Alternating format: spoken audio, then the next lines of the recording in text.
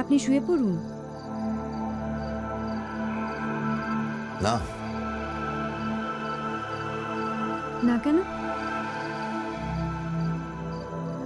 এত ছোট খাটে দুজন শোয়া যাবে না।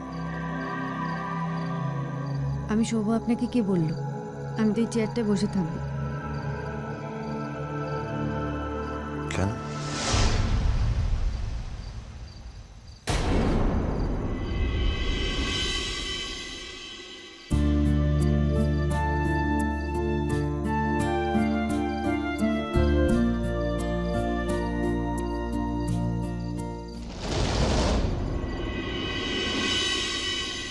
নাকি আপনার পবিত্রতা নষ্ট হয়ে যাবে তাই?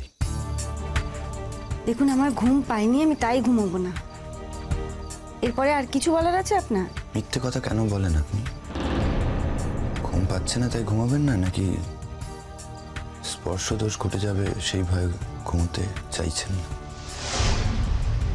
হ্যাঁ, তাই তাই হয়েছে। আপনি যেটা বলছেন সেটাই ঠিক। সেটা প্রথমে বললেই হতো, এত ঘুরিয়ে বলার দরকার ছিল। আসলে সত্যি কথাটা কি বলুন তো, আমি চাই এরপরে যে আসবে আপনার জীবনে আপনি তার কাছে একদম শুদ্ধ থাকুন, সেই জন্য। ভুল কথা। আমি আমার চাওয়ার কথা বলি। এমনিতেই তো আমার জন্য আপনার জীবনে একটা কলঙ্ক জড়িয়েই গেল।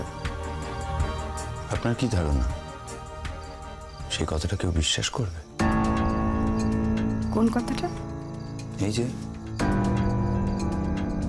আমি আপনাকে ছুঁইনি বা আপনিও আমাকে। আমাদের বিয়ে হয়েছে, এক ঘরে থেকেছি, অথচ আপনি তো নিজের মনে জানেন। হ্যাঁ, সে তো আমি এখনো জানি। আর সেটা আমায় আলাদা করে কারোর কাছে প্রমাণ করতে হবে না, আমি জানি। তা অবশ্য ঠিক। ওই নিজের কাছে ঠিক থাকাটাই তো সব। একটা কথা শুনুন, মন দিয়ে শুনুন।